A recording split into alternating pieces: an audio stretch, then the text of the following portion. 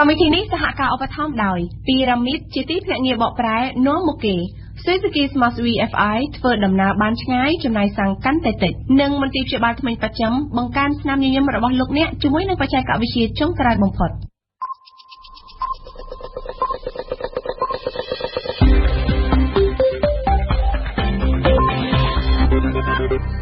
សួស្តីលោកលោកស្រីអ្នកនាងកញ្ញាសូមអរគុណលោកអ្នកដែលបានបើកស្ដាប់ការផ្សាយរបស់វិទ្យុបារាំងអន្តរជាតិ RFE នៅពេលនេះម៉ោង 1 រសៀលកម្មវិធីព័ត៌មានដោយរិទ្ធមូនីកាសហជីពមានសុតិធិនិយមថាវ៉ាន់ពៅនឹងត្រូវដោះលែងឲ្យនៅក្រៅឃុំរបាយការណ៍ភាគទី 4 របស់លីកាដូស្ដីពីប្រទេសមួយកំពុងស្ថិតក្នុងវិបត្តិដីធ្លីសាលារាជធានីភ្នំពេញមិនទាន់ទទួលបានសំណើសុំធ្វើពិធីបង្សុកូលរបស់គណៈបក្សសង្គ្រោះជាតិនោះទេជប៉ុននិងកូរ៉េខាងត្បូងព្រមបើកជំនួបត្រីភាគីជាមួយសហរដ្ឋអាមេរិកកូរ៉េខាងជើងបាញ់គ្រាប់មីស៊ីលចំនួន30គ្រាប់ចូលទៅក្នុងសមុទ្រនៅថ្ងៃសៅរ៍នេះ RFI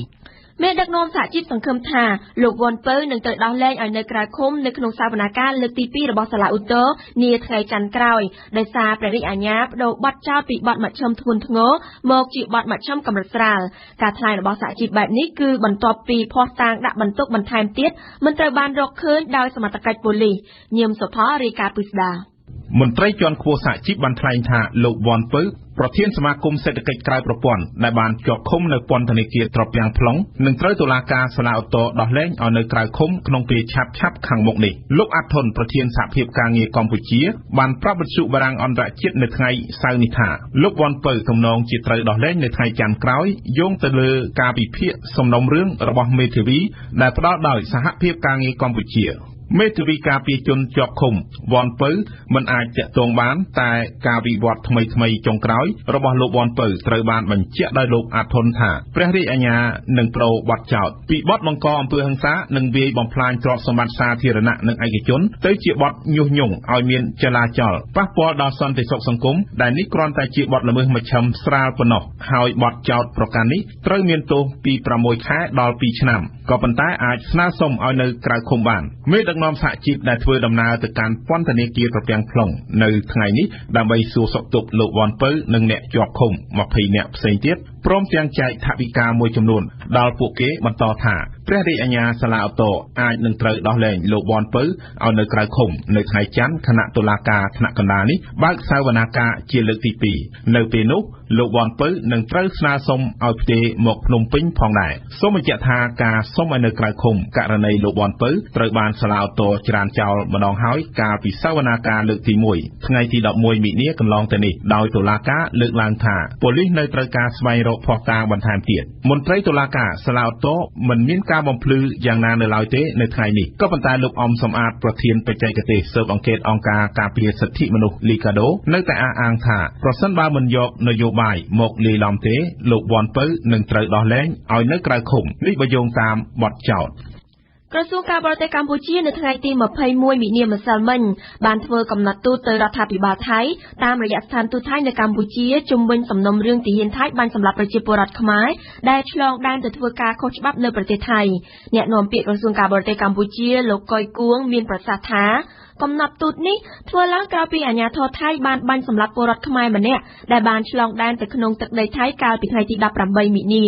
លោកបន្តថាករណីបាញ់សម្លាប់នេះជាអំពើល្មើសនឹងច្បាប់មនុស្សធម៌អន្តរជាតិហើយភាគីកម្ពុជាបានស្នើឲ្យភាគីថៃបញ្ឈប់រាល់ការប្រើហិង្សាឬការបាញ់សម្លាប់មកលើពលរដ្ឋខ្មែរព្រមទាំងត្រូវស៊ើបអង្កេតស្វែងរកជនដៃដល់យកទៅផ្ដន្ទាទោសតាមច្បាប់ជាថ្មីម្ដងទៀតអង្គការសិទ្ធិមនុស្សលីកាដូបានចេញរបាយការណ៍ថ្មីមួយទៀតដោយបានផ្ដោតសំខាន់ទៅលើបញ្ហាដីធ្លីរបាយការណ៍ដែលបានដាក់ចំណងជើងថាប្រទេសកម្ពុជាកំពុងស្ថិតនៅក្នុងវិបត្តិដីធ្លីជារបាយការណ៍ចុងក្រោយនិងជារបាយការណ៍ភាគទី 4 របស់ខ្លួនបន្ទាប់ពីការចេញរបាយការណ៍ភាគទី 1 ទី 2 និងទី 3 វ៉ាសំណប់លំអិតព័ត៌មាននេះប្រទេសមួយកំពុងស្ថិតនៅក្នុងវិបត្តិដីធ្លីនេះគឺជាខ្លឹមសារនៃរបាយការណ៍ចុងក្រោយនិងជារបាយការណ៍ភាគទី 4 របស់អង្គការលីកាដូដែលបានចេញផ្សាយកាលពីថ្ងៃសុក្រទី21មីនាបន្ទាប់ពីបញ្ហានៃទណ្ឌភាពការរដ្ឋបတ်សេរីភាពនិងភាពមិនប្រក្រតីនៃការបោះឆ្នោតដែលត្រូវបានលើកឡើងនៅក្នុងរបាយការណ៍ភាគទី 1 ភាគទី 2 និងទី 3 រួចទៅហើយ របាយការណ៍ភាគទី4ជារបាយការណ៍ពិនិត្យឡើងវិញនៅព្រឹត្តិការណ៍សិទ្ធិមនុស្សសំខាន់ៗក្នុងឆ្នាំ2013ដោយបានផ្ដោតសំខាន់ទៅលើបញ្ហាដីធ្លីបើតាម Liga do បញ្ហាដីធ្លីស្ថិតនៅជារឿងចម្រូងចម្រាសបំផុតសម្រាប់ប្រទេសកម្ពុជាក្នុងឆ្នាំ2013ទោះបីជារឿងនេះបានកើតឡើងអស់រយៈពេលយ៉ាងហោចណាស់10ឆ្នាំទៅហើយក្តីផ្ទៃដីទំហំជាង2លាន2សែនហិកតានៃផ្ទៃដីប្រទេសកម្ពុជាទាំងមូលត្រូវបានផ្ដល់ឲ្យក្រុមហ៊ុនឯកជនធំៗក្នុងទម្រង់ជាដីសម្បត្តិសេដ្ឋកិច្ចហើយសម្បត្តិសេដ្ឋកិច្ចនេះរួមទាំងការរំលោភដីធ្លីផ្សេងៗទៀតបានប៉ះពាល់ដល់ប្រជាជនកម្ពុជាជាង 420,000 នាក់ចាប់តាំងពីឆ្នាំ2003លោកអំសំអាតអ្នកសម្របសម្រួលបច្ចេកទេសឃ្លាំមើលការរំលោភសិទ្ធិមនុស្សនៃអង្គការ Liga do បាននិយាយថាបញ្ហាដីធ្លីគឺជាបញ្ហាធ្ងន់ធ្ងរបំផុតសម្រាប់ប្រទេសកម្ពុជានាពេលបច្ចុប្បន្ននិងពេលអនាគតលោកបន្តថាការចេញរបាយការណ៍ភាគទី4នាពេលនេះគ្មានអ្វីក្រៅពីការរំលឹកទៅដល់រដ្ឋាភិបាលឲ្យរួសរាល់ក្នុងការដោះស្រាយបញ្ហានេះដោយកុំបណ្តែតបណ្តោយតទៅទៀតលោកអំសំអាតរបាយការណ៍នេះយើងគ្រាន់តែជាការទី1យើងចេញជាសាធារណៈសម្រាប់ជាតិនិងអន្តរជាតិហើយទី2យើងគិតថាវាជាការរំលឹកទៅដល់រដ្ឋាភិបាលឲ្យគិតគូរធ្វើពិចារណាឡើងវិញសម្រាប់ដោះស្រាយរាល់បញ្ហាដែលបានកើតឡើងជារដ្ឋយ៉ាងណាក៏ដោយសម្រាប់លោកផៃស៊ីផានរដ្ឋលេខាធិការនិងជាអ្នកនាំពាក្យទីស្តីការគណៈរដ្ឋមន្ត្រីរដ្ឋាភិបាលមិនបានប្រងើយកន្តើយឡើយទៅលើបញ្ហានេះហើយរដ្ឋាភិបាលក៏នឹងបង្កើនការដោះស្រាយថែមទៀតនៅឆ្នាំ2014នេះលោកផៃស៊ីផានរដ្ឋាភិបាលបានដោះស្រាយជាចំនួនច្រើនករណីរួចស្រេចមកហើយពីព្រោះយោងទៅតាមស្ថិតិនៃគណៈកម្មការជាតិដោះស្រាយដីវិវាទអាហ្នឹងយើងមើលតាមស្ថិតិនោះយើងបានដឹងថាដោះស្រាយច្រើនករណីទៅហើយយើងដោះស្រាយបានច្រើនជាង 90% នៃករណីការទាំងផ្ដោតតែមួយចំនួនទៀតដោយសារវាស្ថិតនៅក្នុងភាពស្មុគស្មាញដែលតម្រូវការឲ្យមានមូលដ្ឋានគ្រឹះដើម្បីការវិនិច្ឆ័យនោះយើងក៏បន្តនៃវេលាតពីក្នុងការស្រាវជ្រាវអានឹងចំណុចទី1ចំណុចទី2យើងឃើញនៅក្នុងយុទ្ធនាការនៃគោលការណ៍ចាស់សកម្មភាពថ្មីដែលបានចូលរួមចំណែកយ៉ាងច្រើនទៅក្នុងការដោះស្រាយនៃការវិវាទរឿងដីធ្លីនេះឯងអ្វីជាការកត់សម្គាល់ Liga do គឺជាអង្គការទី3ហើយក្នុងចំណោមអង្គការសិទ្ធិមនុស្សធំៗនៅក្នុងប្រទេសកម្ពុជាដែលបានចេញផ្សាយរបាយការណ៍ជាបន្តបន្ទាប់និងបានប្រកាសបើកយុទ្ធនាការថ្មីដើម្បីជំរុញឲ្យមានការដោះស្រាយលើបញ្ហាសិទ្ធិមនុស្សនិងបញ្ហាដីធ្លីកាលពីថ្ងៃទី19មីនាអង្គការ Ad hoc បានប្រកាសពីយុទ្ធនាការដាក់បណ្ដឹងទៅកាន់រដ្ឋាភិបាលនិងតុលាការឡើងវិញឲ្យជួយដោះស្រាយលើបញ្ហាចំនួនដីធ្លីនេះចំណែកឯមជ្ឈមណ្ឌលសិទ្ធិមនុស្សកម្ពុជា CCHR ក៏បានត្រៀមធ្វើសន្និសីទសារព័ត៌មានមួយនៅថ្ងៃទី24ខែមីនាខាងមុខដើម្បីដាក់ឲ្យដំណើរការនៅយុទ្ធនាការថ្មីមួយដែលមានចំណងជើងថាឯណាទៅយុត្តិធម៌ក្នុងឱកាសទិវាអន្តរជាតិសិទ្ធិទទួលបានការពិតជំងឺរបេងមានការថយចុះពីមួយឆ្នាំទៅមួយឆ្នាំជាក់ស្ដែងអត្រាព្រាវ៉ាឡង់ជំងឺរបេងបានថយចុះពីជាង 1,600 ករណីនៅឆ្នាំ 1990 មកនៅត្រឹមជាង 700 ករណីក្នុងចំណោមប្រជាជន 10,000 នាក់នៅឆ្នាំ 2012 ដែលចំនួននេះស្មើនឹង 54% ធៀបនឹងផែនការដែលឆ្លុះបញ្ចាំងថាកម្ពុជាបានសម្រេចគោលដៅអភិវឌ្ឍសហវត្តនៃអត្រាព្រាវ៉ាឡង់ជំងឺរបេងយ៉ាងណាក៏ដោយក្នុងសារលិខិតដើម្បីអបអរទិវាកម្ចាត់ជំងឺរបេងពិភពលោកថ្ងៃទី24មីនាលោកនាយរដ្ឋមន្ត្រីហ៊ុនសែនបានអំពាវនាវឲ្យគ្រប់ក្រសួងស្ថាប័នពាក់ព័ន្ធទាំងវិស័យរដ្ឋនិងឯកជនត្រូវតែគាំទ្រយ៉ាងពេញទំហឹងដល់សកម្មភាពប្រយុទ្ធនឹងជំងឺរបេងក្នុងប្រទេសកម្ពុជាក៏ដូចជាទូទាំងពិភពលោកទាំងមូលព្រមទាំងបន្តចូលរួមចំណែកលើកកម្ពស់ការលុបបំបាត់ជំងឺរបេងនេះបើតាមការចុះផ្សាយរបស់ទីភ្នាក់ងារព័ត៌មានកម្ពុជា AKPដោយឡែកសាលារាជធានីភ្នំពេញនៅថ្ងៃទី22មីនានេះបានអះអាងថាខ្លួនមិនទាន់ទទួលបានសំណើសុំធ្វើពិធីបង្សុកូលឧទ្ទិសកុសលជូនដល់វិញ្ញាណក្ខន្ធវីរៈបាតុករខួបលើកទី17ដែលបានដាក់ដោយគណៈបក្សសង្គ្រោះជាតិនោះទេនេះបើតាមលោកខួងស្រេងអភិបាលរងរាជធានីភ្នំពេញដែលបានប្រាប់វិទ្យុបារាំងអន្តរជាតិនៅព្រឹកថ្ងៃសៅរ៍ទី22មីនានេះវ៉ាន់សុគន្ធារាយការណ៍ លោកខួនសេងអភិបាលរងរាជធានីភ្នំពេញបានប្រាប់វិទ្យុបារាំងអន្តរជាតិ AFE នៅព្រឹកថ្ងៃសៅរ៍ទី22មីនានេះថាសាលារាជធានីភ្នំពេញមិនទាន់ទទួលបានលិខិតស្នើសុំធ្វើពិធីរំលឹកខួបវិញ្ញាណក្ខន្ធរបស់គណបក្សសង្គ្រោះជាតិនៅឡើយនោះទេលោកបានបន្តថាប្រសិនបើលោកទទួលបានលិខិតនោះលោកនឹងពិនិត្យពីលក្ខខណ្ឌនៃការរៀបចំធ្វើពិធីហើយបើសមស្របលោកនឹងបញ្ជូនទៅលោកអភិបាលរាជធានីភ្នំពេញដើម្បីធ្វើការត្រួតពិនិត្យនិងវិនិច្ឆ័យយ៉ាងណាក៏ដោយលោកខួនសេងបានបញ្ជាក់ថានៅពេលនេះសាលារាជធានីភ្នំពេញនៅមិនទាន់ធ្វើការសម្រេចបែបណានោះទេព្រោះមិនទាន់មានលិខិតនោះនៅក្នុងដៃក៏ប៉ុន្តែលោកហូវ៉ាន់មន្ត្រីជាន់ខ្ពស់របស់គណបក្សសង្គ្រោះជាតិបានឲ្យដឹងថាលោកបានដាក់សំណើនេះទៅផ្នែករដ្ឋបាលរបស់សាលារាជធានីភ្នំពេញតាំងពីថ្ងៃប្រហោះទី20លិខិតរបស់គណបក្សសង្គ្រោះជាតិដែលបានដាក់ទៅសាលារាជធានីភ្នំពេញបានសរសេរថាគណបក្សសង្គ្រោះជាតិនឹងរៀបចំពិធីបង្សុកូលរាប់បាតប្រគឿនព្រះសង្ឃចំនួន50អង្គដើម្បីឧទ្ទិសកុសលជូនដល់វិញ្ញាណក្ខន្ធវីរៈបាតុករដែលបានបាត់បង់ជីវិតដោយការគប់គ្រាប់បែកនៅមុខអតីតមន្ត្រីរដ្ឋសភាកាលពីថ្ងៃទី30ខែមីនាឆ្នាំ1997ពិធីនេះនឹងប្រព្រឹត្តទៅនៅចែកដីមុខវត្តបទុមវតីនៅថ្ងៃទី30ខែមីនាឆ្នាំ2014ចាប់ពីម៉ោង 7 ព្រឹកតទៅដោយមានការចូលរួមពីលោកសំរងស៊ីនិងលោកកឹមសុខាប្រធាននិងអនុប្រធានគណបក្សសង្គ្រោះជាតិព្រមទាំងប្រជាពលរដ្ឋប្រមាណជា700នាក់ផ្សេងទៀតលោកហូវ៉ាន់សង្ឃឹមថាសាលារាជធានីភ្នំពេញនឹងអនុញ្ញាតឲ្យគណបក្សរបស់លោករៀបចំពិធីនេះតាមការគ្រោងទុកការសង្ឃឹមនេះដោយសារលោកយល់ថាសាលារាជធានីភ្នំពេញមិនទាន់មានហេតុផលណាមួយមិនឲ្យគណបក្សលោករៀបចំនោះទេព្រោះពិធីនេះបានរៀបចំជារៀងរាល់ឆ្នាំកន្លងមកជាមួយគ្នានោះលោកជាមយាបមន្ត្រីជាន់ខ្ពស់មួយរូបរបស់គណបក្សប្រជាជនកម្ពុជាបានថ្លែងប្រាប់អ្នកសារព័ត៌មាននៅព្រឹកនេះថាការស្នើសុំធ្វើពិធីបង្សុកូលឧទ្ទិសកុសលរបស់គណបក្សសង្គ្រោះជាតិនេះគឺជាការកេងចំណេញផ្នែកនយោបាយការប្រកួតរត់ពាក់កណ្ដាលម៉ារ៉ាតុងលើកទី4នឹងធ្វើឡើងនៅថ្ងៃទី15មិថុនាខាងមុខនេះបើតាមការប្រកាសឲ្យដឹងរបស់គណៈកម្មាធិការជាតិអូឡ িম্প ិកកម្ពុជានៅថ្ងៃទី21មីនាទិវារត់ប្រណាំងនេះនឹងប្រារព្ធធ្វើនៅមុខព្រះបរមរាជវាំងគឺដើម្បីអបអរសាទរថ្ងៃបុណ្យចម្រើនព្រះជន្មសម្ដេចគឺដើម្បីអបអរសាទរថ្ងៃបុណ្យចម្រើនព្រះជន្មសម្ដេចម៉ែព្រះវររាជមាតាជាតិនិងអបអរដល់ទិវាបរិស្ថានពិភពលោកព្រមទាំងទិវាអូឡ িম্প ិកលើកទី120ក្នុងពេលខាងមុខនេះយើងប្រើព័ត៌មានអន្តរជាតិនិយាយអំពីជប៉ុននិងកូរ៉េខាងត្បូងព្រមបើកជំនួបត្រីភាគីជាមួយសហរដ្ឋអាមេរិកនៅទីបំផុតសេចក្តីប្រាថ្នារបស់អាមេរិកបានសម្រេចហើយប្រធានាធិបតីកូរ៉េខាងត្បូងលោកស្រីផាក់យុនហេនិងលោកនាយករដ្ឋមន្ត្រីជប៉ុនស៊ីនហ្សូអាបេបានព្រមព្រៀងចូលរួមក្នុងជំនួបត្រីភាគីផ្ដួចផ្ដើមដោយអាមេរិកនៅទីក្រុងឡាអេប្រទេសហូឡង់សប្តាហ៍ក្រោយសេអ៊ូលនិងតូក្យូសុទ្ធតែជាសម្ព័ន្ធមិត្តដ៏សំខាន់របស់ Washington ប្រចាំតំបន់អាស៊ីប៉ាស៊ីហ្វិកប៉ុន្តែតាំងពីមានមេដឹកនាំជាតិនិយមទាំងពីររូបឡើងកាន់អំណាចមកប្រទេសទាំងពីរមើលមុខគ្នាកាន់តែចំឡើងអៀងសុកមិញជូនព័ត៌មានពិស្ដា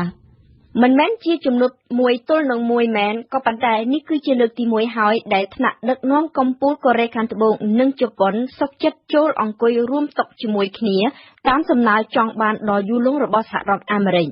តាំងពីប្រធានាធិបតីកូរ៉េខាងត្បូងលោកស្រីប៉ាក់គុនហេនិងលោកស៊ីនហ្សូអាបេនាយករដ្ឋមន្ត្រីជប៉ុនបានឡើងកាន់អំណាចបានប្រមាណជាង1ឆ្នាំដូចគ្នាមកមេដឹកនាំទាំងពីរនេះមិនដែលជួបគ្នាជាផ្លូវការទេទំនាក់ទំនងរវាងប្រទេសទាំងពីរដែលសុទ្ធតែជាសម្ព័ន្ធមិត្តដ៏ស្អិតល្មួតរបស់អាមេរិកជាដៃគូពាណិជ្ជកម្មដ៏សំខាន់និងប្រកបដោយយុទ្ធសាស្ត្រត្រូវបានបំពុលដោយគំនិតជាតិនិយមជ្រុលរៀងៗខ្លួនបូកផ្សំនឹងមានចំនួនដណ្ដើមប្រជុំកោះក្នុងសមុទ្រចិនខាងកើតដែលស្ថិតនៅក្នុងរដ្ឋបាលសេអ៊ូលតែទាមទារយកវិញដោយជប៉ុនស្រាប់ផងកូរ៉េខាងត្បូងនិងចិនតែងតែមានប្រតិកម្មប្រឆាំងដាច់ខាតទៅនឹងទង្វើរបស់ថ្នាក់ដឹកនាំជប៉ុនក្រុងសេអ៊ូលបានបន្ទោសនាយករដ្ឋមន្ត្រីជប៉ុនស៊ីនហ្សូអាបេដែលបានទៅគោរពវិញ្ញាណក្ខន្ធនៅវិហារយ៉ាស៊ូគូនីមានកប់សពអ ுக ្រិតជនសម័យសង្គ្រាមលោកនិងខឹងសម្បារចំពោះតូក្យូចំពោះរឿងទេសកលផ្លូវភេទកាលពីប្រមាណខែមុននេះលោកស្រីប៉ាក់គុនហេបានថែមទាំងច្រានចោលរាល់ជំនួបជាមួយនឹងថ្នាក់ដឹកនាំជប៉ុនប្រសិនបើគ្មានសញ្ញាឬក៏កាយវិការណាមួយបញ្ជាក់ដោយស្មោះត្រង់អំពីការសោកស្ដាយចំពោះទង្វើអតីតកាលក្នុងអំឡុងពេលសង្គ្រាមឈ្លានពានរបស់ជប៉ុននៅក្នុងឧបទ្វីបកូរ៉េទេនោះភាពតានតឹងមើលមុខគ្នាមិនចំរវាងកូរ៉េខាងត្បូងនិងជប៉ុននេះបានធ្វើឲ្យសហរដ្ឋអាមេរិកព្រួយបារម្ភយ៉ាងខ្លាំងអាមេរិកបានតាមសម្ដែងការខកចិត្តចំពោះទង្វើរបស់ជប៉ុននិងបានអំពាវនាវដដែលជាតិដដែលឲ្យសម្ព័ន្ធមិត្តទាំងពីរបំភ្លេចរឿងអតីតកាលដើម្បីជួយរក្សាស្ថិរភាពតំបន់ពីព្រោះវាគឺជាការចាំបាច់ខ្លាំងណាស់ដែលប្រទេសទាំង3ត្រូវរួមសហការគ្នាប្រឈមនឹងការគំរាមកំហែងនុយក្លេអ៊ែរពីសំណាក់កូរ៉េខាងជើង ប្រទេសកូរ៉េខាងជើងបានបាញ់មីស៊ីលចម្ងាយខ្លីចូលទៅក្នុងសមុទ្រចំនួន30គ្រាប់នៅថ្ងៃស្អែកនេះបើតាមក្រមមន្ត្រីកូរ៉េខាងត្បូងនេះគឺជាការបាញ់គ្រាប់មីស៊ីលថ្មីមួយទៀតរបស់កូរ៉េខាងជើងបាទទោះបីជាក្រុងសេអ៊ូលនិងក្រុង Washington អំពាវនាវឲ្យបញ្ឈប់សកម្មភាពបង្ករឿងបែបនេះក៏ដោយអ្នកវិភាគបាននិយាយថាមីស៊ីលនេះត្រូវបានបាញ់ចេញពីកន្លែងដដែលដែលកាលពីថ្ងៃអាទិត្យកូរ៉េខាងជើងបានបាញ់គ្រាប់មីស៊ីលចំនួន25គ្រាប់គឺស្ថិតនៅក្បែរភាគខាងកើតនៃកំពង់ផែ Wonsanនិយាយអំពីការរុករកយន្តហោះម៉ាឡេស៊ីក្រុមសង្គ្រោះអូស្ត្រាលីបានបង្កើនការរុករកយន្តហោះម៉ាឡេស៊ីបាត់ស្រមោលជើងហោះហើរលេខ MH370 នៅថ្ងៃសៅរ៍នេះបន្តទៀតយន្តហោះ6គ្រឿងបានចូលរួមនៅក្នុងប្រតិបត្តិការស្វែងរកបំណែកវត្ថុចំនួន2ដែលសត្វតឡាយអូស្ត្រាលីបានចាប់បាននៅទីដាច់ស្រយាលក្នុងសមុទ្រឥណ្ឌាដែលមានចម្ងាយ 2500 គីឡូម៉ែត្រពីភាគនិរតីនៃក្រុងផឺតប្រទេសអូស្ត្រាលីសូមបញ្ជាក់ថាអរិយពេល2សប្តាហ៍មកហើយដែលការបាត់ស្រមោលយន្តហោះម៉ាឡេស៊ីជើងហោះហើរលេខ MH370 នៅតែជាអាថ៌កំបាំងនៅប្រទេសថៃតុលាការធម្មនុញ្ញថៃកាលពីថ្ងៃសុក្រម្សិលមិញបានសម្រេចថាការបោះឆ្នោតសភាកាលពីថ្ងៃទី2កុម្ភៈខែមុននេះគ្មានសុពលភាពនោះទេតុលាការលើកហេតុផលថាការបោះឆ្នោតសភាថ្ងៃទី2កុម្ភៈមិនបានប្រព្រឹត្តទៅនៅគ្រប់មណ្ឌលបោះឆ្នោតទាំង28ទូទាំងប្រទេសនោះទេការសម្រេចមិនទទួលស្គាល់សុពលភាពនៃការបោះឆ្នោតជាតិនេះរឹតតែធ្វើឲ្យរដ្ឋាភិបាលថៃទាល់ច្រករកដំណោះស្រាយស្រោចស្រង់វិបត្តិជាង4ខែមកនេះសូមស្ដាប់ព្រំសឿនសូលីណាយោងតាមលោកពីមលថាំពីតាពងជាអ្នកនាំពាក្យតុលាការធម្មនុញ្ញថៃនៅថ្ងៃសុក្រនេះតុលាការធម្មនុញ្ញថៃបានសម្រេចថាការបោះឆ្នោតសភាថៃថ្ងៃ2កុម្ភៈគ្មានសុពលភាពនោះទេព្រោះថាការបោះឆ្នោតមិនបានធ្វើឡើងនៅគ្រប់មណ្ឌលបោះឆ្នោតទាំង28មណ្ឌលនៅទូទាំងប្រទេសនោះដែរហើយបេក្ខជនត្រូវចុះឈ្មោះជាតំណាងរាស្ត្រទេសក៏ត្រូវបានក្រុមបាតកោរាំងស្ទះមិនឲ្យចុះឈ្មោះខ្លួនក្នុងបញ្ជីបានដែរលើពីនេះកាលនោះការបោះឆ្នោតធ្វើឡើងក្នុងពេលក្រុងបាងកកស្ថិតក្នុងស្ថានភាពប្រកាសអាសន្នដូច្នេះវាមិនសមស្របជាមួយគោលការណ៍ដែលថាការបោះឆ្នោតប្រព្រឹត្តទៅដោយសេរីនោះទេគូរំលឹកឡើងវិញដែលថានៅថ្ងៃបោះឆ្នោតខែកុម្ភៈមុននេះក្រុមបាតកោបានបង្កការរាំងស្ទះដល់ការិយាល័យបោះឆ្នោត 10% តុលាការធម្មនុញ្ញបានបោះឆ្នោតបដិសេធមិនផ្ដល់សុពលភាពដល់ការបោះឆ្នោតថ្ងៃ2កុម្ភៈដោយមានសម្លេងចំនួន6លើសសម្លេងចង់ផ្ដល់សុពលភាពចំនួន3សម្លេងការសម្រេចរបស់តុលាការធម្មនុញ្ញជាដំណឹងល្អនិងជាជោគជ័យសម្រាប់ក្រុមប្រឆាំងពិសេសសម្រាប់បកប្រជាធិបតេយ្យតែម្ដងប៉ុន្តែវាជាការជំរុញឲ្យរដ្ឋាភិបាលលោកស្រីយីងឡាក់កាន់តែធ្លាក់ក្នុងភាពទាល់ច្រកមិនអាចរកដំណោះស្រាយវិបត្តិរ៉ាំរ៉ៃប្រឈមនឹងក្រុមបាតកោជាង4ខែមកនេះដោយសារអវត្តមានសភាថៃនៅពេលនេះរដ្ឋាភិបាលលោកស្រីយីងឡាក់ដែលជារដ្ឋាភិបាលចាំផ្ទះនោះអាចសម្រេចបានត្រឹមតែកិច្ចការសាមញ្ញប្រចាំថ្ងៃប៉ុណ្ណោះទន្ទឹមនេះដែររដ្ឋាភិបាលលោកស្រីយីងឡាក់និងបកកាន់អំណាចភឿថៃកំពុងរងការគំរាមដោយនីតិវិធីច្បាប់ដែលអាចទម្លាក់លោកស្រីយីងឡាក់ពីតំណែងនាយករដ្ឋមន្ត្រីបានដោយឡែកការបោះឆ្នោតថ្ងៃ2កុម្ភៈកាលពីខែមុននេះនៅមិនទាន់ចេញលទ្ធផលនៅឡើយទេថៃនឹងរៀបចំការបោះឆ្នោតជាថ្មីម្ដងទៀតនៅថ្ងៃ20និងថ្ងៃ27មេសាខាងមុខដើម្បីបិទបញ្ចប់ការបោះឆ្នោតមុនអាណត្តិនិងអនុញ្ញាតឲ្យមានការបោះឆ្នោតនៅមណ្ឌលបោះឆ្នោតដែលក្រុមបាតកោបានរះស្ទះដំណើរការ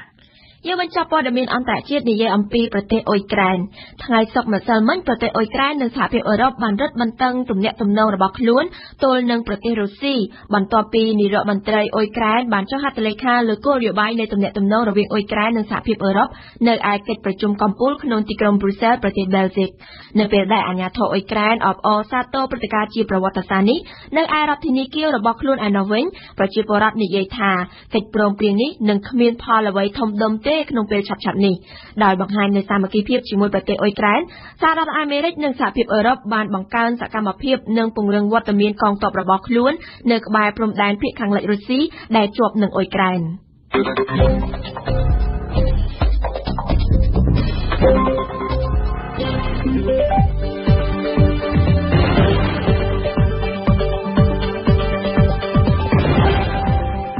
វិទ្យុបារាំង RFI ភ្នំពេញ92 MHz សៀមរាប92 MHz បាត់ដំបងក្រុងព្រះសីហនុនិងកំពង់ចាម 94.5 MHz លោកអ្នកស្ដាប់ជាទីមេត្រីជាបន្តទៀតនេះលោកអ្នកនាងបានស្ដាប់កម្មវិធីផ្សាយជាបន្តដែលក្នុងនោះរួមមាននីតិបច្ចុប្បន្នភាពកម្ពុជាក្នុងសប្តាហ៍នេះគឺជាការសរុបព្រឹត្តិការណ៍ជាតិសំខាន់រៀបចំជូនដោយសុនមេសាបន្តមកគឺជានីតិព្រឹត្តិការណ៍កម្ពុជាប្រចាំថ្ងៃញឹមសុផលលើកឡើងអំពីប្រធានបទសិល្បៈស្ដីពីជនពិការនិងខ្មែរអ៊ីស្លាមទទួលរងប្រតិកម្មនិងនៅចុងបញ្ចប់គឺជានីតិសិក្សាភាសាបារាំងនៅថ្ងៃនេះយើងចូលដល់មេរៀនទី41បច្ចុប្បន្នភាពកម្ពុជាក្នុងសប្តាហ៍នេះ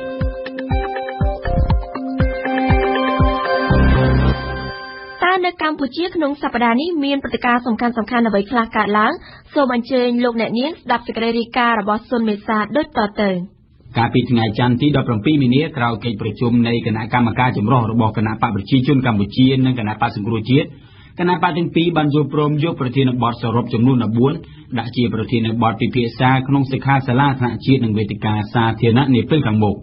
យ៉ាងណាក៏ដោយគណៈកម្មការចម្រុះនៃបកទាំងពីរនឹងពិភាក្សាគ្នាសារជាថ្មីម្ដងទៀតនៅថ្ងៃទី24សប្តាហ៍ក្រោយសូមស្ដាប់សេចក្តីរាយការណ៍ឡើងវិញរបស់អឹមរចនា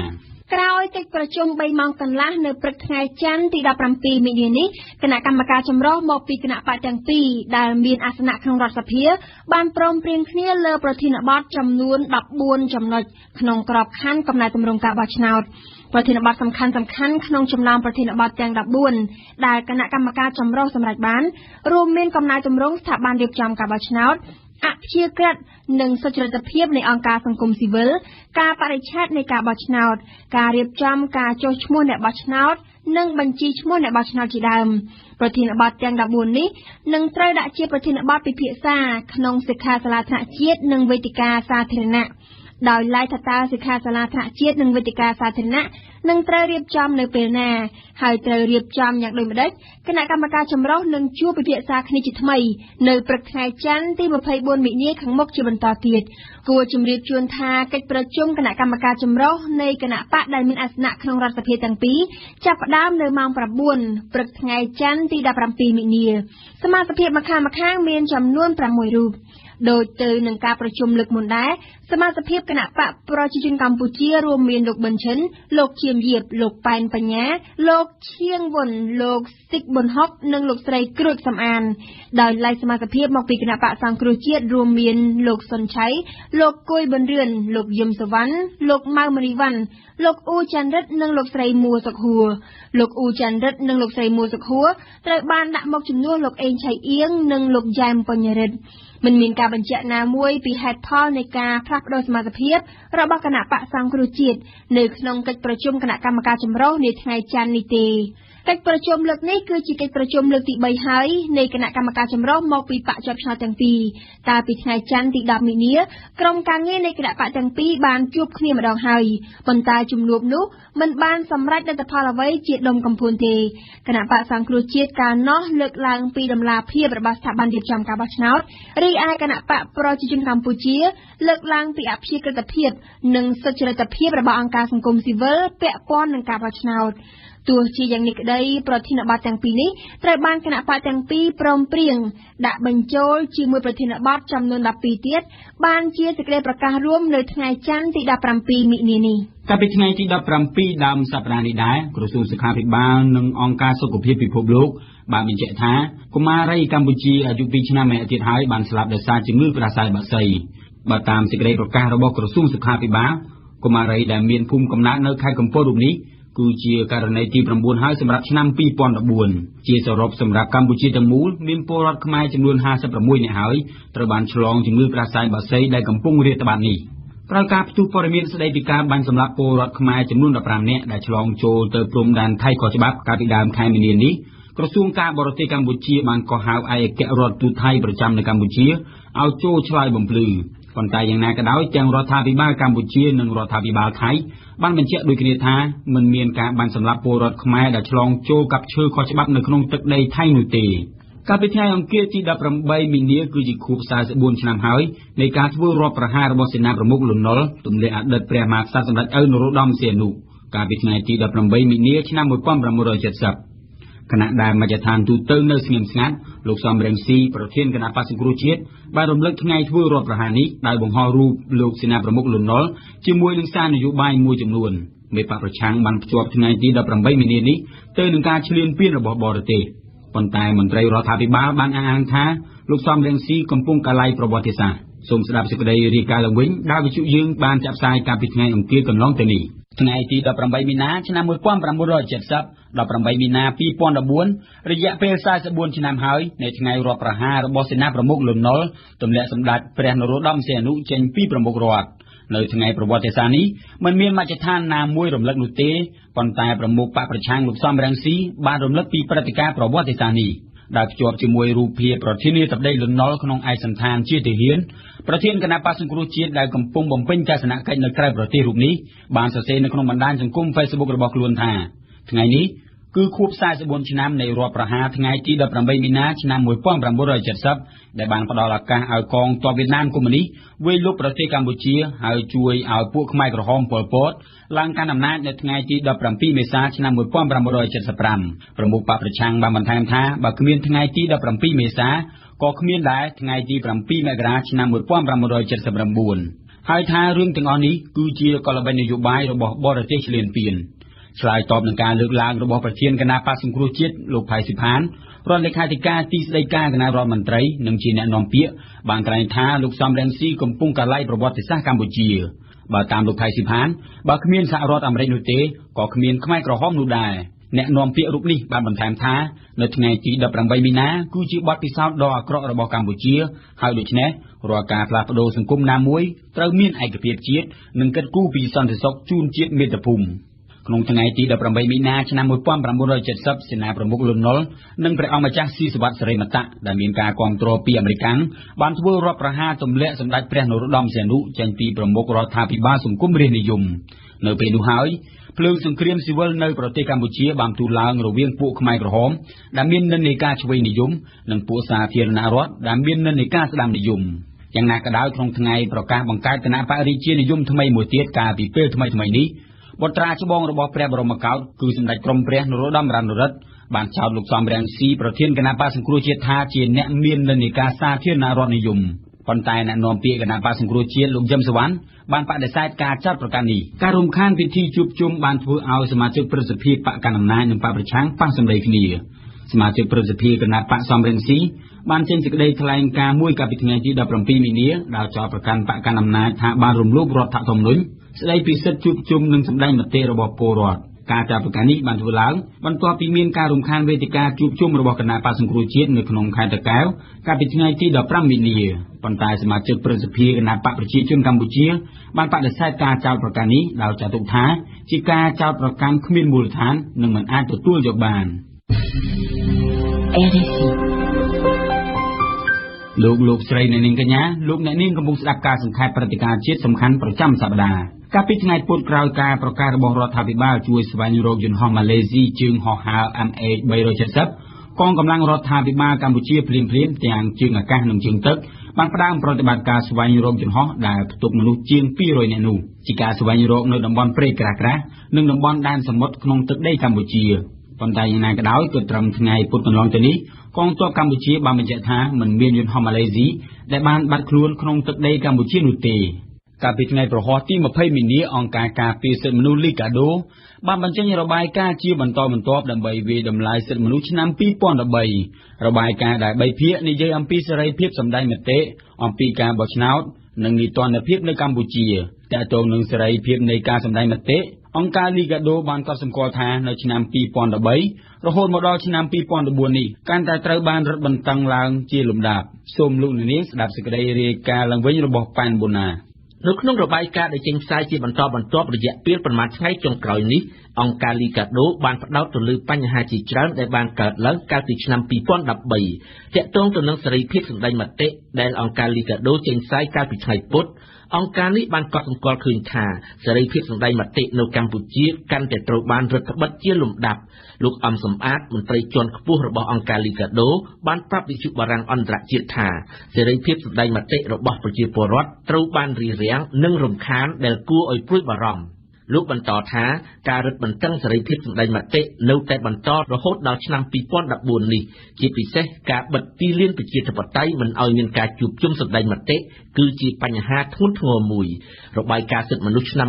2013របស់លីកាដូផ្ដោតលើបញ្ហាសំខាន់3គឺសេរីភាពសម្ដែងមតិការបោះឆ្នោតនិងនីតិរដ្ឋភាពទាក់ទងទៅនឹងការបោះឆ្នោតរបាយការណ៍បានកត់សម្គាល់ថា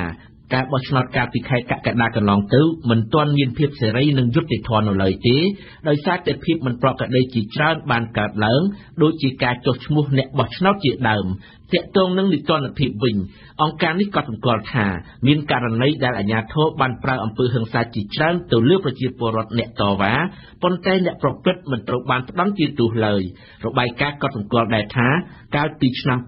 2012អំពើហិង្សាជាច្រើនបានកើតឡើងទៅលើអ្នកការពារសិទ្ធិមនុស្សចំណែកឆ្នាំ2013អាជ្ញាធរបានប្រើហិង្សាទៅលើប្រជាពលរដ្ឋអ្នកតវ៉ាវិញម្ដងនៅមិនទាន់មានប្រតិកម្មយ៉ាងណាពីអាជ្ញាធររដ្ឋាភិបាលនៅឡើយទេប៉ុន្តែកន្លងទៅរដ្ឋាភិបាលតែងបដិសេធរបាយការណ៍នានាទាក់ទងទៅនឹងការបោះឆ្នោតក៏ដូចជាបញ្ហារំលោភសិទ្ធិមនុស្សផ្សេងទៀតដែរ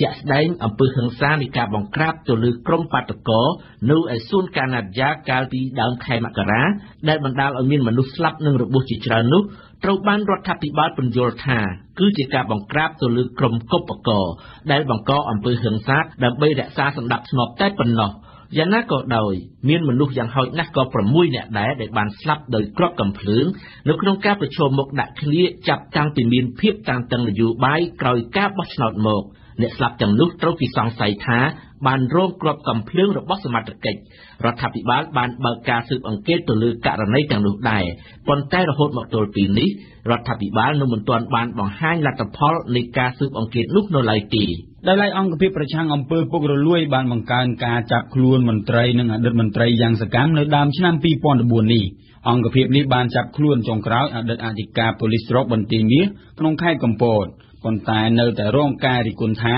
គ្រាន់តែជាការចាប់ខ្លួនមន្ត្រីថ្នាក់ទាបនិងមន្ត្រីមធ្យមតែប៉ុណ្ណោះកាលពីថ្ងៃសុក្រម្សិលមិញអង្គការសង្គមស៊ីវិលបានបញ្ជាក់ថាលោកវ៉ាន់ពៅនឹងមានសង្ឃឹមនៅក្រៅឃុំប្រសិនបើតុលាការមិនសម្រេចតាមបែបនយោបាយនោះទេសូមបញ្ជាក់ថានៅថ្ងៃទី24ដើមសប្តាហ៍ក្រោយនេះតុលាការសាឡាវតូនឹងបើកសវនាការលើសំណើសុំនៅក្រៅឃុំរបស់ប្រធានបណ្ដាញសេដ្ឋកិច្ចក្រៅប្រព័ន្ធលោកវ៉ាន់ពៅបន្ទាប់ពីបានបដិសេធម្ដងរួចមកហើយដោយឡែកមន្ត្រីនៃវិទ្យាស្ថានស្តង់ដារកម្ពុជាបានចូលរួមក្នុងកិច្ចប្រជុំពិសេសមួយស្ដីពីការទទួលស្គាល់គុណភាពផលិតផលដែលបានប្រព្រឹត្តទៅនៅក្នុងសប្តាហ៍នេះនៅកូបាលីប្រទេសឥណ្ឌូនេស៊ីកិច្ចប្រជុំដែលមានការចូលរួមពីសមាជិកឡាវនិងភូមាផងនោះមានគោលបំណងកាត់បន្ថយឧបសគ្គផ្នែកបច្ចេកទេសចំពោះទំនិញនាំចេញពីប្រទេសសមាជិកអាស៊ានថ្មីតាមរយៈការធ្វើឲ្យមានសុខដុមនៃស្តង់ដារនិងបច្ចេកទេសដើម្បីសម្រួលដល់សមាហរណកម្មសេដ្ឋកិច្ចតំបន់អាស៊ានឆ្នាំ2015កម្មវិធីនេះសហការឧបត្ថម្ភដោយពីរ៉ាមីតជាទីភ្នាក់ងារបកប្រែនាំមុខគេSuzuki Smart VFI ធ្វើដំណើរបានឆ្ងាយចំណាយសាំងកាន់តែតិចនិងមន្ទីរព្យាបាលថ្មីប្រចាំបង្កើនស្នាមញញឹមរបស់លោកអ្នកជាមួយនឹងបច្ចេកវិទ្យាចុងក្រោយបំផុតលោកអ្នកនាងកំពុងស្ដាប់កម្មវិធីព័ត៌មានរបស់វិទ្យុបារាំងអន្តរជាតិ RFE មុននឹងចូលដល់កម្មវិធីផ្សាយផ្សេងទៀតនាងខ្ញុំសូមសង្ខេបព័ត៌មានសំខាន់ៗជូនលោកអ្នកស្ដាប់ឡើងវិញមេដឹកនាំសហជីពសង្ឃឹមថាលោកវ៉ាន់ពៅនឹងត្រូវដោះលែងឲ្យនៅក្រៅឃុំនៅក្នុងសវនាការលើកទី2របស់សាលាឧទ្ធរណ៍នាថ្ងៃច័ន្ទក្រោយដោយសារព្រះរាជអាជ្ញាបដូរបទចោទពីបទមជ្ឈិមធ្ងន់ធ្ងរមកជាបទមជ្ឈិមកម្រិតស្រាលការថ្លែងរបស់សហជីពបែបនេះគឺបន្ទាប់ពីភស្តុតាងដាក់បន្ទុកបន្ថែមទៀតមិនត្រូវបានរកឃើញដោយសមត្ថកិច្ចប៉ូលីសក្រសួងការបរទេសកម្ពុជានៅថ្ងៃទី21មិនិនាបានធ្វើកំណត់ទូតទៅរដ្ឋាភិបាលថៃតាមរយៈស្ថានទូតប្រទេសថៃប្រចាំនៅកម្ពុជាជុំវិញសំណុំរឿងទីហ៊ានថៃបាញ់សម្លាប់ប្រជាពលរដ្ឋខ្មែរដែលឆ្លងដែនទៅធ្វើការខុសច្បាប់នៅប្រទេសថៃអ្នកនាំពាក្យក្រសួងការបរទេសកម្ពុជាលោកកុយគួងមានប្រសាសន៍ថាកំណត់ទូតនេះធ្វើឡើងក្រោយពីអាជ្ញាធរថៃបានបាញ់សម្លាប់ពលរដ្ឋខ្មែរម្នាក់ដែលបានឆ្លងដែនទៅក្នុងទឹកដីថៃកាលពីថ្ងៃទី18មិនិនា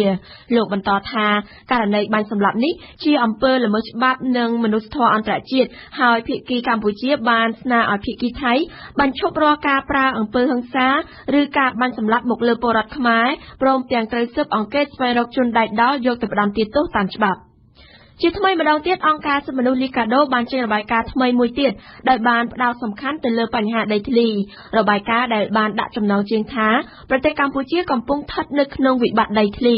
ជារបាយការណ៍ចុងក្រោយនិងជារបាយការណ៍ភាគទី4របស់ខ្លួនបន្ទាប់ពីការចេញរបាយការណ៍ភាគទី1ទី2និងទី3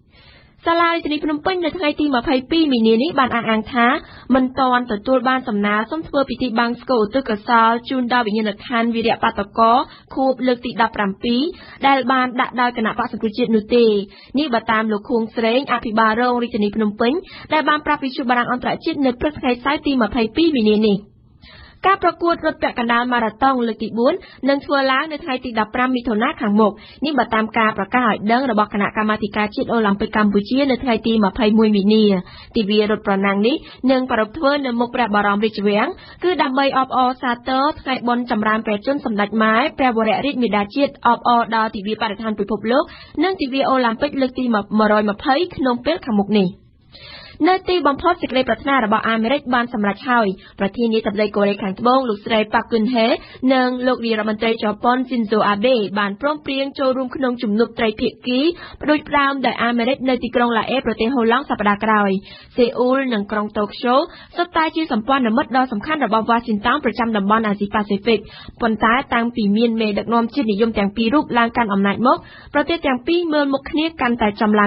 ងប្រទេសកូរ៉េខាងជើងបានបាញ់មីស៊ីលចម្ងាយខ្លីចូលទៅក្នុងសមុទ្រចំនួន30គ្រាប់នៅថ្ងៃសៅរ៍នេះបើតាមការឲ្យដឹងពីក្រមមន្ត្រីកូរ៉េខាងត្បូងនេះគឺជាការបាញ់គ្រាប់មីស៊ីលថ្មីមួយទៀតរបស់កូរ៉េខាងជើងបើទោះបីជាក្រុងសេអ៊ូលនិងក្រុងវ៉ាស៊ីនតោនអំពាវនាវឲ្យបញ្ឈប់សកម្មភាពបង្ករឿងបែបនេះក៏ដោយអ្នកវិភាគបាននិយាយថាមីស៊ីលនេះត្រូវបានបាញ់ចេញពីកន្លែងដដែលដែលកាលពីថ្ងៃអាទិត្យកូរ៉េខាងជើងបានបាញ់គ្រាប់មីស៊ីលចំនួន25គ្រាប់គឺស្ថិតនៅក្បែរភាគខាងកើតនៃកំពង់ផែវ៉ុនសាន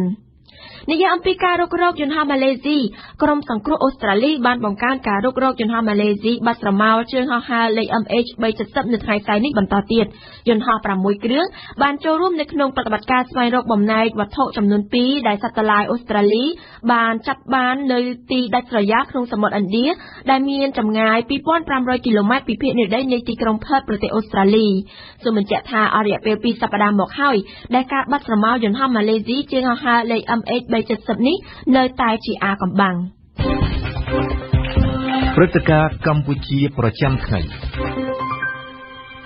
អ្នកការពារសិទ្ធិជនពិការបានប្រតិកម្មទៅនឹងការសម្ដែងរបស់សិល្បករដែលសម្ដែងប៉ះពាល់ដល់ជនពិការធ្វើឲ្យប៉ះពាល់ដល់កិត្តិយសនិងច្បាប់ស្តីពីការការពារនិងលើកកម្ពស់សិទ្ធិជនពិការជាមួយគ្នានេះដែរអ្នកកាន់សាសនាអ៊ីស្លាមក៏មានប្រតិកម្មមិនខុសគ្នាដែរបន្ទាប់ពីការសម្ដែងមួយចំនួនប៉ះពាល់ដល់សាសនាអ៊ីស្លាមក្រុមតារាសម្ដែងបានចេញមកទទួលខុសត្រូវលើប្រធានបទនេះព្រមទាំងណែនាំគ្នាឲ្យមានការប្រយ័ត្នប្រយែងក្នុងការជ្រើសរើសប្រធានបទមកសម្ដែងសូមអញ្ជើញលោកអ្នកនាងស្ដាប់សេចក្តីរាយការណ៍ពុស្ដារបស់ញឹមសុផល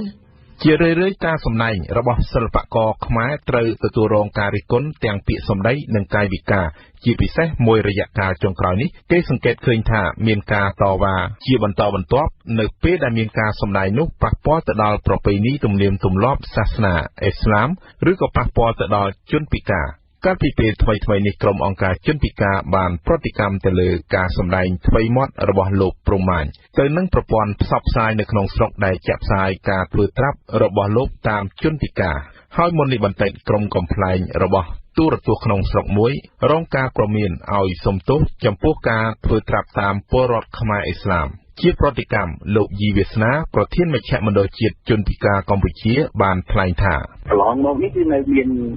បងប្អូនសិល្បករយើងក៏មានការលើកឡើងយកគ្រឿងខ្លះទៅធ្វើជារឿងកំប្លែងអីចឹងណាហើយមហាជនសើចលេងអីធ្វើប្រាប់តាមជនពិការដូចនិយាយទៅកងូអីចឹងដែលនិយាយស្ដាប់មិនបានអីចឹងណាបងខ្ញុំក៏បានឃើញដែរប៉ុន្តែយើងក៏បានតំណាក់តំណងខ្លះពេលខ្លះយើងបានជំរាបជូនជួបក្នុងផ្លូវការក្រៅផ្លូវការក៏យើងបានលើកខ្លួននឹងដែរអញ្ចឹងយើងជឿជាក់ថាប្រហែលជាក្រុមសិល្បករសិល្បករនេះគាត់នឹងធ្វើការកែតម្រូវទៅលើពាក្យពេចន៍ឬក៏ការប្រើប្រាស់ភាសាដែលមិនសមរម្យជាក់ស្ដែងដល់កិត្តិយសបងប្អូនជនពិការយើងងាកទៅមើលប្រតិកម្មតាក់ទងទៅនឹងការសម្ដែងដោយលើកយកពីខ្មែរអ៊ីស្លាមមកនិយាយនោះលោកសាឡេះណាស៊ីនាយកការផ្សាយវិទ្យុភាសាចាមនៅកម្ពុជាដោយសម្ដៅទៅលើក្រុមកំប្លែងរបស់ទូរទស្សន៍ក្នុងស្រុកមួយកន្លងទៅថ្មីៗនេះថ្លែងថាការសម្ដែងរបស់សិល្បករមួយចំនួនមិនតំណាងឲ្យប្រពៃណីសាសនាខ្មែរអ៊ីស្លាមជាទូទៅឡើយតាមពិតទៅការសម្ដែងរបស់សិល្បករមួយចំនួនគាត់គ្រាន់តែបង្ហាញអំពីអត្តសញ្ញាណរបស់ជាតិមួយណាប៉ុន្តែការបង្ហាញអត្តសញ្ញាណហ្នឹងដូចជាតាមរយៈការស្លៀកពាក់ការនិយាយស្ដីអាហ្នឹងហាក់ដូចជាមិនទៅ ជាបញ្ហាចោតទេប៉ុន្តែអ្វីដែលជាបញ្ហាចោតគឺកាយវិការដែលខុសពីការពិតជាក់ស្ដែងគឺការប្រតិបត្តិជាក់ស្ដែងរបស់ប្រជាពលរដ្ឋដែលកាន់សាសនាអ៊ីស្លាមហ្នឹងគាត់អត់មានអញ្ចឹងពីទូទៅទេវាជួនកាលវាជាលក្ខណៈបុគ្គលអញ្ចឹងណាដល់អញ្ចឹងយើងយកមកសម្ដែងជាលក្ខណៈបង្ហាញអំពីសង្គមឬក៏វប្បធម៌របស់បងប្អូនខ្មែរអ៊ីស្លាមវាប៉ះពាល់ជាលក្ខណៈទូទៅណាបងអ្វីត្បិតតែសាសនាអ៊ីស្លាមមានលក្ខណៈតឹងរ៉ឹងក៏ប៉ុន្តែលោកសេលេសណាស៊ីមិនបានហាមឃាត់ដល់ការសម្ដែងតាក់ទងទៅនឹងខ្មែរអ៊ីស្លាមឡើយតែលោកសំណូមពរឲ្យមានការសិក្សាស្រាវជ្រាវពីប្រពៃណីវប្បធម៌និងសាសនាឲ្យបានច្បាស់លាស់ដោយមានការពិគ្រោះយោបល់ពីអ្នកជំនាញខាងសាសនាខ្ញុំគាំទ្រឲ្យមានការសម្ដែងមានលក្ខណៈអត្តសញ្ញាណរបស់ជនជាតិមួយដែលមាននៅក្នុងប្រទេសកម្ពុជាយើងប៉ុន្តែរាល់ការសម្ដែងនោះទាមទារឲ្យពាក់ព័ន្ធទៅនឹងការអនុវត្តជាក់ស្ដែងណាអញ្ចឹងរាល់កម្មវិធីដែលប៉ះពាល់ទៅដល់សាសនាសូមឲ្យ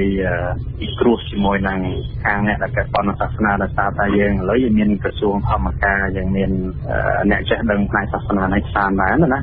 ដោយរំលឹកពីសម័យរុងរឿងនៃសិល្បៈខ្មែរជំនាន់សង្គមរាស្ត្រនិយមតារាកំប្លែងជើងចាស់នាយវីតាមីន C បានរៀបរាប់ពីការសម្ដែងសម័យនោះតាក់ទងទៅនឹងជនជាតិខ្មែរឥស្លាមដែរជាពិសេសនៅក្នុងខ្សែភាពយន្តក៏ប៉ុន្តែមិនឃើញមានប្រតិកម្មអ្វីទេផ្ទុយទៅវិញតារាកំប្លែងវីតាមីន C យល់ថាអ្នកសម្ដែងនៅសម័យនេះប្រហែលជាមានការជ្រុលជ្រោះហើយសម្ដែងលើសពីអ្វីដែលអាចទទួលយកបានពីបងប្អូនខ្មែរឥស្លាមគឺការចិត្តមួយអ្នកកំប្លែងយើងនឹងគាត់សម្ដែងហួសដូចជាគាត់យក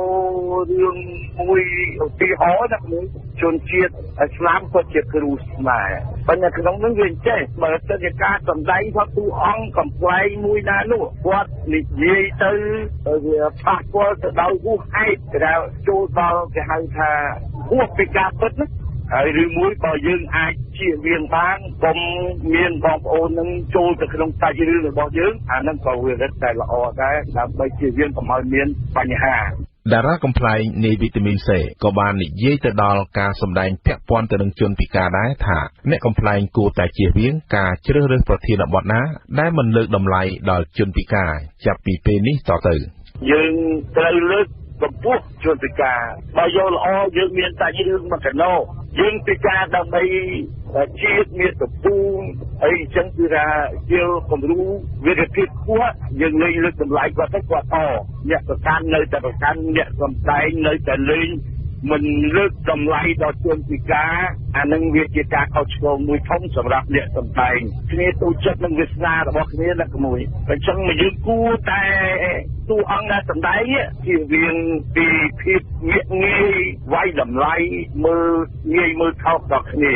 បន្ថែមពីនេះតារាកំប្លែងតាំងពីទសវត្សរ៍ឆ្នាំ80លោកជួងជីហៅកុយបានថ្លែងដែរថាក្រុមរបស់លោកតែងប្រយ័ត្នប្រយែងជានិច្ចក្នុងការសម្ដែងមិនថាចំពោះជនពិការឬបងប្អូនខ្មែរឥស្លាមនោះទេផ្ទុយទៅវិញតារាកំប្លែងដែលមានការគាំទ្រពីមហាជនជាយូរឆ្នាំរូបនេះបញ្ជាក់ថាលោកមានតែលេងសាច់រឿងដែលតាក់ទងទៅនឹងការលើកកម្ពស់សិទ្ធិជនពិការ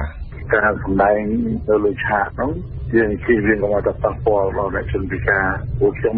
ខ្លាចបំផុតឲ្យរឿងប៉ះពាល់ជនពិការនោះសំខាន់អ្នកពិការនេះបើកាលណាយើងលេងប៉ះពាល់វាហើយជំនាញភាពឯកោណាយើងរឹកអើងនៃពិការជនពិការបើចំពោះក្រុមខ្ញុំមិនដែលហ៊ានលេងទេឆ្នាំណាមួយនោះយូរហើយតែខ្ញុំក៏លេងមិនប៉ះពាល់អីទេគាត់ថាពួកខ្ញុំនិយាយពាក្យមួយថាតែតើស្មារតីខាងនោះលោកជីវ៉ាន់ស៊ុយនៅខ្ញុំលេងចុងក្រោយមកខ្ញុំទោះបីជា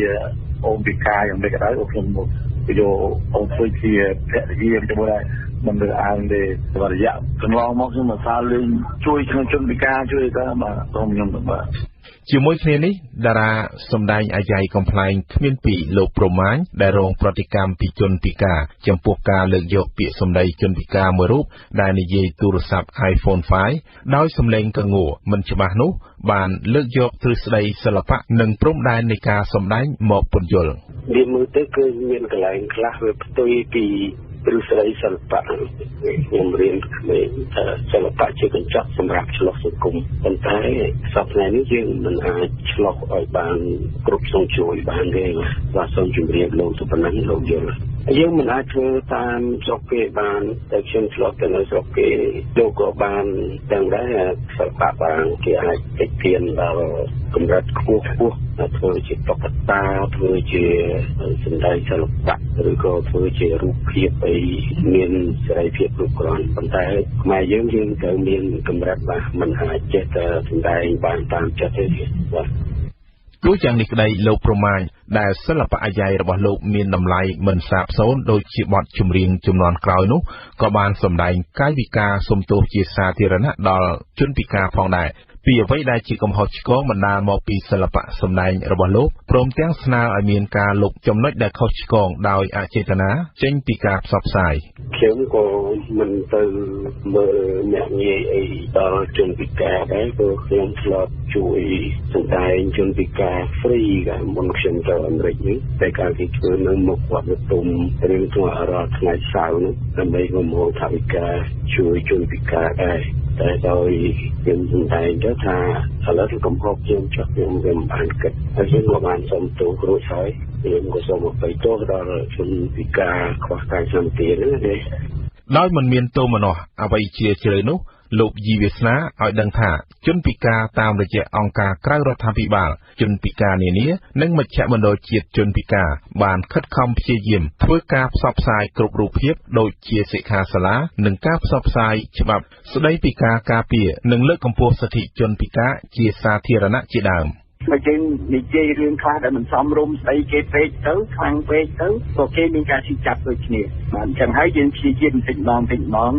យើងធ្វើការផ្សព្វផ្សាយតាមវគ្គសិក្ខាសាលាផ្សេងឲ្យបងប្អូនចូលរួមទៅហើយក្រសួងមន្ទីរឬក៏មន្ទីរវប្បធម៌ដែលទទួលបន្ទុកខាងបងប្អូនសិល្បករនេះក៏បន្តិចទៀតគាត់មិនមានក្រុមការងារឥឡូវនេះក៏គាត់មានក្រុមការងារដែលបានពាក់ព័ន្ធជាមួយនឹងក្រុមប្រឹក្សាសកម្មភាពជនពិការគេចាត់ថាការផ្សព្វផ្សាយតាមរយៈក្រសួងតាមរយៈក្រុមប្រឹក្សាសកម្មភាពជនពិការវិជ្ជាមណ្ឌលជាតិជនពិការយើងហើយអង្គការសង្គមស៊ីវិលទាំងអស់រួមគ្នាធ្វើនឹងនឹងជះឥទ្ធិពលទៅការពយល់ដល់បងប្អូនសិល្បករជាការកត់សម្គាល់ប្រធានបទតាក់ទងទៅនឹងជនពិការនិងខ្មែរឥស្លាមគឺជាប្រធានបទដែលរសើបនៅក្នុងសង្គមខ្មែរបច្ចុប្បន្នក៏ប៉ុន្តែអ្នកសិល្បៈចូលចិត្តជ្រើសរើសយកប្រធានបទទាំងនេះមកសម្ដែងដោយហេតុថាវាជាការតាក់ទាញនិងអាចធ្វើឲ្យសាធារណជនផ្ទុះសំណើចបានយ៉ាងងាយក៏ប៉ុន្តែសម្រាប់ពេលនេះច្បាប់ស្តីអំពីការការពារនិងលើកកម្ពស់សិទ្ធិជនពិការបានទទូចឲ្យមហាជនជៀសវាងការយកជនពិការធ្វើជាអាជីវកម្មសិល្បៈស្របពេលដែលសាសនាឥស្លាមក៏បង្កើនការការពារប្រពៃណីនិងសាសនាដូចគ្នានេះដែរ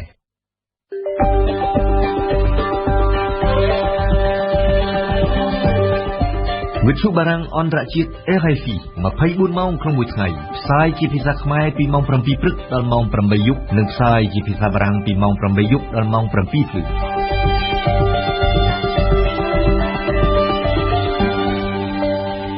អរគុណសុផាដែលបានរៀបចំសេចក្តីរាយការណ៍លើកឡើងអំពីប្រធានបទសិល្បៈស្តីពីជនពិការនិងខ្មែរឥស្លាមទទួលរងប្រតិកម្មរៀនភាសាបារាំងនៅថ្ងៃនេះកម្មវិធីសិក្សាភាសាបារាំងយើងឈានដល់មេរៀនទី41សូមអញ្ជើញសិក្សាដោយរីករាយជាមួយយើងខ្ញុំដូចតទៅ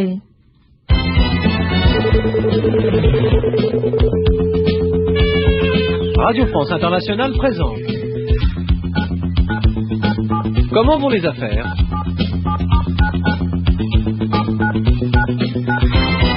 Leçon numéro 41 ពួកភ្នាក់ងារមិនសូវស្វាហាប់លោកស្រីលើប្លង់ចៅហ្វាយក្រុមហ៊ុន Paragem ព្រួយបារម្ភជារឿយៗអំពីបញ្ហាខ្វះលក្ខណៈស្វាហាប់របស់ពួកភ្នាក់ងារនៅបរទេសដូច្នេះនៅក្នុងអង្គប្រជុំម្ដងជាឱកាសមួយដែលលោកស្រីនាយកនិង Philippe Cadet ប៉ះទង្គិចពាក្យសម្ដីគ្នាជាយ៉ាងខ្លាំង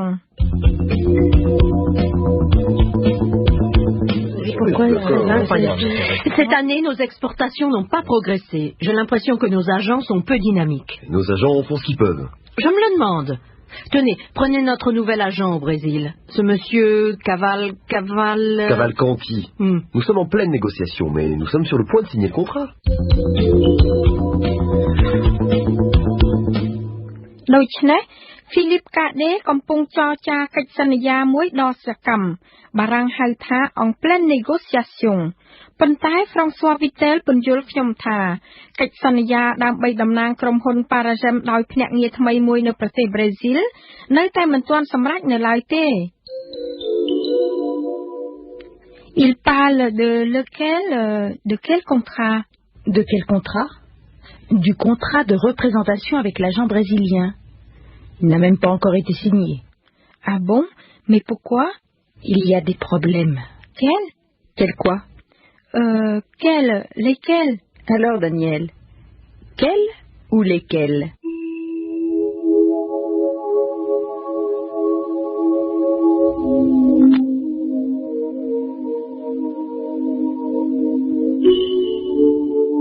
En ចឹងខ្ញុំគិតឡើងវិញសិន Quel ជាគុណនាមប្រើភ្ជាប់ជាមួយនាមដូច្នេះខ្ញុំត្រូវពោលថា Quel contrat ឬក៏ Quel problème ប៉ុន្តែផ្ទុយទៅវិញ Lequel laquelle lesquels ជាសព្វនាមដូច្នេះជំនួសនាមសរុបទៅខ្ញុំត្រូវពោលថា Quel problème ក៏បានឬក៏ lesquels ក៏បានដូចគ្នា Philippe Cadet កំពុងចរចាយ៉ាងសកម្មជាមួយភ្នាក់ងារប្រេស៊ីលថ្មីមែនពិតប៉ុន្តែលោកស្រី Leblanc ត្រឡប់ទៅជាឆ្ងល់ថាហេតុអ្វីបានជាគាត់មិនព្រមធ្វើកិច្ចចរចាឲ្យបានច្រើនដូចនេះជាមួយភ្នាក់ងារដាវវងនៅប្រទេសតៃវ៉ាន់តាមទូរស័ព្ទតែម្ដងគត់ជាច្រើនដងដៃវ៉ាងសម្រាប់យកលក្ខន្តិកៈនៃការសងសម្លាយទំនិញដែលផ្ដល់នូវផលប្រយោជន៍ជាច្រើនឲ្យដល់គេ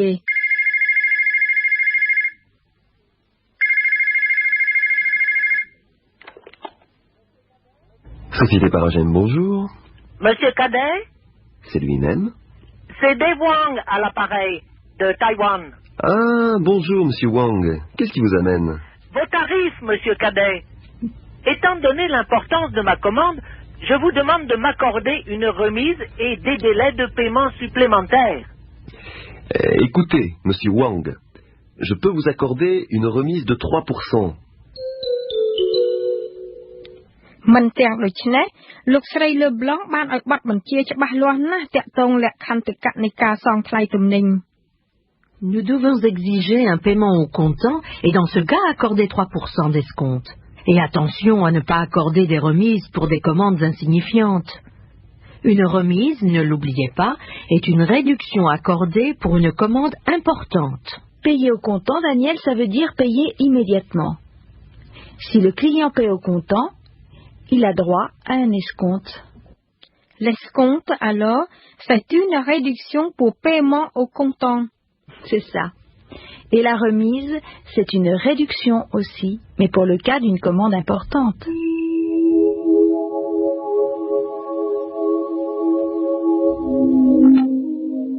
Donc,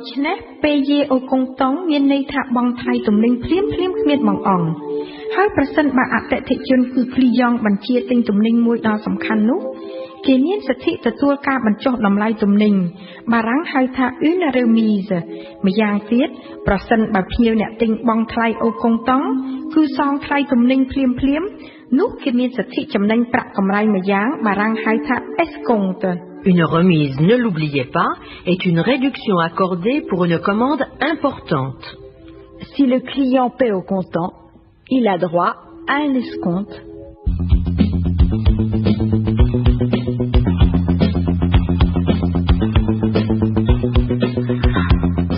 Rong chăm chuộc tua ongរបស់យើងគឺ Daniel ដើម្បីស្គាល់សហគ្រាសបារាំងមួយគឺក្រុមហ៊ុន Paragem ជាមួយ Daniel សូមរងចាំហាត់រៀនភាសាបារាំងប្រើនៅក្នុងពិភពសហគ្រាស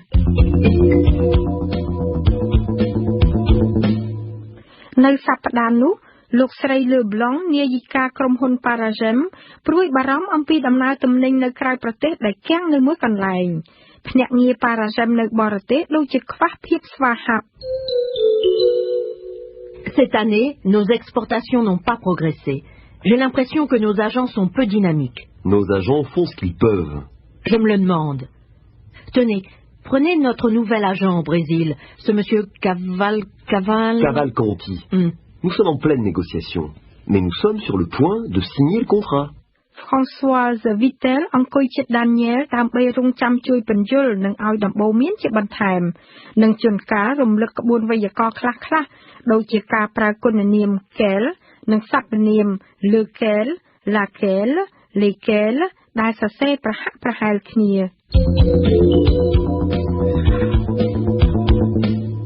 Il y a des problèmes. Quel quoi? Lesquels? Alors Daniel, quels ou lesquels? ដូច្នេះសូមកុំភ្លេចណាត់ជួបជាមួយសហគ្រាស Paragem តាមរយៈ RFE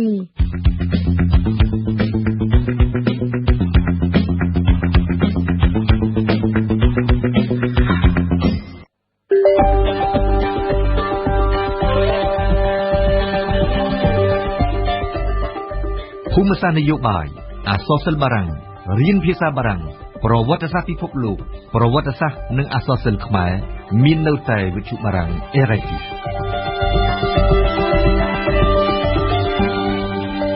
លោកអ្នកស្ដាប់វិទ្យុបារាំងអន្តរជាតិ RFI កម្មវិធីព័ត៌មានរយៈពេល1ម៉ោងរបស់វិទ្យុបារាំងយើងជិតដល់ទីបញ្ចប់ហើយមុននឹងបញ្ចប់នាងខ្ញុំសូមសង្ខេបព័ត៌មានសំខាន់ៗឡើងវិញមេដឹកនាំសហជីពសង្ឃឹមថាលោកវ៉ាន់ពៅនឹងត្រូវដោះលែងឲ្យនៅក្រៅឃុំនៅក្នុងសវនកម្មលើកទី2របស់សាលាឧទ្ធរណ៍នាថ្ងៃច័ន្ទក្រោយដោយសារព្រះរាជអាជ្ញាបដូរបទចោទពីបទមជ្ឈិមធ្ងន់ធ្ងរមកជាបទមជ្ឈិមកម្រិតស្រាលការថ្លែងរបស់សហជីពបែបនេះគឺបន្ទាប់ពីភ័ស្តុតាងដាក់បន្ទុកបន្ថែមទៀតមិនត្រូវបានរកឃើញដោយសមត្ថកិច្ចប៉ូលីសយើងស្ដាប់ញឹមសុផាឡើងវិញ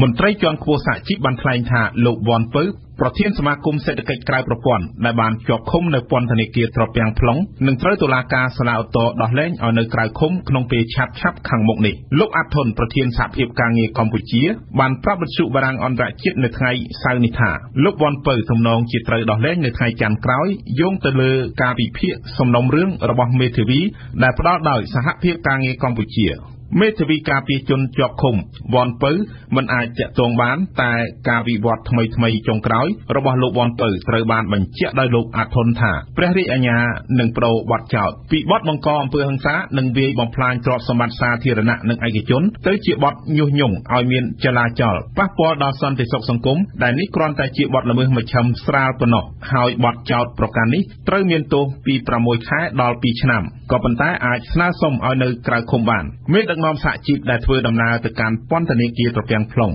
នៅថ្ងៃនេះដើម្បីសួរសុខទុក្ខលោកវ៉ាន់ពៅនិងអ្នកជាប់ឃុំ20នាក់ផ្សេងទៀតព្រមទាំងចែកថវិកាមួយចំនួនដល់ពួកគេបន្តថាព្រះរាជអាជ្ញាសាលាឧទ្ធរណ៍អាចនឹងត្រូវដោះលែងលោកវ៉ាន់ពៅឲ្យនៅក្រៅឃុំនៅថ្ងៃច័ន្ទគណៈតុលាការថ្នាក់កណ្ដាលនេះបើកសវនាការជាលើកទី2នៅពេលនោះលោកវ៉ាន់ពៅនឹងត្រូវស្នើសុំឲ្យផ្ទេរមកភ្នំពេញផងដែរសូមបញ្ជាក់ថាការសុំឲ្យនៅក្រៅឃុំករណីលោកវ៉ាន់ពៅត្រូវបានសាលាឧទ្ធរណ៍ច្រានចោលម្ដងហើយកាលពីសវនាការលើកទី1ថ្ងៃទី11មិនិនាកន្លងទៅនេះដោយតុលាការលើកឡើងថាប៉ូលីសនៅត្រូវការស្វែងរកភស្តុតាងបន្ថែមទៀតមន្ត្រីតុលាការសាលាឧទ្ធរណ៍មិនមានការបំភ្លឺយ៉ាងណានៅឡើយទេនៅថ្ងៃនេះក៏ប៉ុន្តែលោកអំសំអាតប្រធានបច្ចេកទេសស៊ើបអង្កេតអង្គការការពារសិទ្ធិមនុស្ស Liga-do នៅតែអះអាងថាប្រសិនបើមិនយកនយោបាយមកលាយឡំទេលោកវ៉ាន់ពៅនឹងត្រូវដោះលែងឲ្យនៅក្រៅឃុំនេះបើយោងតាមបទចោទជាថ្មីម្ដងទៀតអង្គការសិទ្ធិមនុស្ស Liga-do បានចេញរបាយការណ៍ថ្មីមួយទៀតដែលបានផ្ដោតសំខាន់ទៅលើបញ្ហាដីធ្លីរបាយការណ៍ដែលបានដាក់ចំណងជើងថាប្រទេសកម្ពុជាកំពុងស្ថិតនៅក្នុងវិបត្តិដីធ្លីជារបាយការណ៍ចុងក្រោយនិងជារបាយការណ៍ភាគទី4របស់ខ្លួនបន្ទាប់ពីការចេញរបាយការណ៍ភាគទី1ទី2និងទី3សាលារាជធានីភ្នំពេញនៅថ្ងៃទី22មីនានេះបានអះអាងថាមិនទាន់ទទួលបានសំណើសុំធ្វើពិធីបង្សុកូលឧទ្ទិសកុសលជូនដល់វិញ្ញាណក្ខន្ធវីរៈបាតុករខួបលើកទី17ដែលបានដាក់ដោយគណៈបក្សសង្គ្រោះជាតិនោះទេនេះបើតាមលោកខួនស្រេងអភិបាលរងរាជធានីភ្នំពេញដែលបានប្រាប់វិទ្យុបារាំងអន្តរជាតិនៅព្រឹកថ្ងៃសៅរ៍ទី22មីនានេះការប្រកួតរត់ពាក់កណ្ដាលម៉ារ៉ាតុងលើកទី4នឹងធ្វើឡើងនៅថ្ងៃទី15មិថុនាខាងមុខនេះបើតាមការប្រកាសឲ្យដឹងរបស់គណៈកម្មាធិការជាតិអូឡ িম্প ិកកម្ពុជានៅថ្ងៃទី21មីនាម្សិលមិញនេះទិវារត់ប្រណាំងនេះនឹងប្រារព្ធធ្វើនៅមុខព្រះបរមរាជវាំងគឺដើម្បីអបអរសាទរថ្ងៃបុណ្យចម្រើនព្រះជន្មសម្ដេចម៉ែព្រះវររាជមាតា